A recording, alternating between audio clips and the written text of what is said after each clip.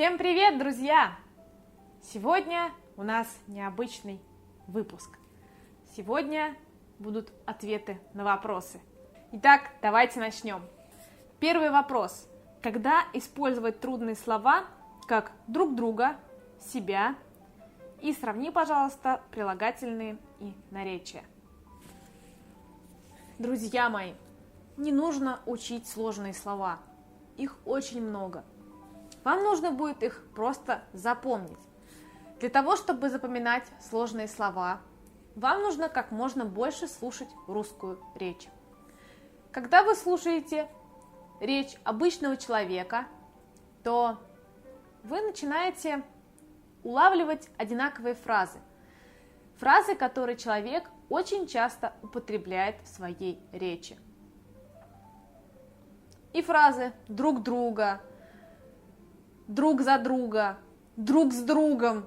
Это все разные фразы, и выучить их просто так невозможно. Вам нужно как можно дольше и больше слушать русскую речь и запоминать эти фразы, потому что учить их бесполезно. Сравнивать прилагательные и наречия. Друзья мои, пожалуйста, не учите грамматику, не надо. Она вам вообще не нужна. Вы должны говорить на русском языке. И для того, чтобы говорить, вам не нужно знать, где здесь существительное, где здесь прилагательное, где наречие. Это не важно. Поймите, когда я говорю вам сейчас, когда я записываю это видео, я не задумываюсь о том, что я говорю сейчас глагол несовершенного вида. Господи, это вообще не нужно. Это вообще вам не нужно, понимаете? Вам нужно просто говорить. Вам не нужно ничего учить. Это все глупости. Это все вам не нужно, поверьте мне. Не учите грамматику, она отобьет у вас все желание говорить. Если вы хотите преподавать русский язык, то, конечно, вам придется выучить грамматику, вам придется научиться понимать, что это обозначает, что такое наречие, что такое прилагательное. Вам нужно будет это учить, для того, чтобы научить кого-то этому. Но если вы просто хотите научиться говорить, зачем вам знать это? Вам это не нужно. Выбросьте это из головы, пожалуйста. Следующий вопрос. Как научиться слышать и понимать русскую речь, особенно когда слушаешь новости? Друзья, скажите, зачем вам слушать новости?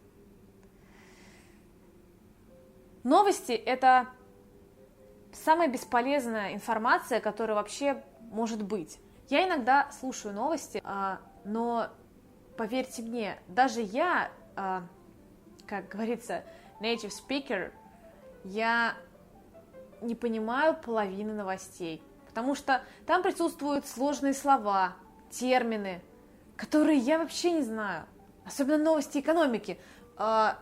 Доллар упал, рубль поднялся, там, не знаю, евро поднялось, индексы ММВБ какие-то. Вообще, ну зачем это вам учить, люди?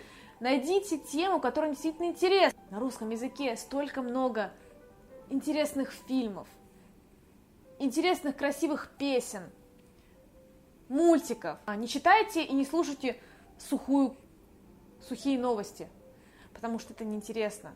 Это отобьет у вас все желание. Поверьте мне. Способы, с помощью которых человек может думать на русском языке. Для того, чтобы думать на русском языке, вам нужно погрузиться в среду русского языка. Вам нужно почувствовать себя русским человеком. Вам нужно почувствовать широту нашей души, доброжелательность, искренность. Вам нужно представить для себя, с чем у вас ассоциируется русский язык. Может быть, это Красная площадь, может быть, это медведи, может быть, это Кремль. Все что угодно. Представьте себе эту картинку. Представьте и прочувствуйте Россию внутри себя. Прочувствуйте ее. Может быть, где-то вдалеке вы услышите «Калинку-малинку» или «Выходила на берег Катюша». Может быть, вы почувствуете запах пельменей. Cheers! These pelmeni turned out awesome. Thank you so much for helping me out in the kitchen today. Let's enjoy these. We had a great time. I know. Или борща.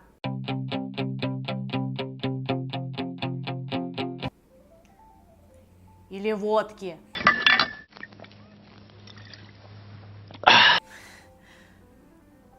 Почувствуйте это ощущение России. Ощутите русский язык внутри себя. Почувствуйте это и начните говорить. Русские люди, как правило, очень импульсивные, они очень веселые, доброжелательные, несмотря ни на что. И они говорят всегда очень открыто с людьми. Также и вы представьте себе, просто закройте глаза и представьте себе, как вы гуляете по Красной площади, и вы хотите покушать пельменей. И вы видите медведя, который ходит вокруг вас, и вы говорите ему: «Медведь, привет! Скажи, где я могу поесть пельменей? Хочу пельменей. Не могу, как хочу пельменей». И медведь вам говорит: «Давай, сейчас покажу, иди за мной». Будьте проще, расслабьтесь.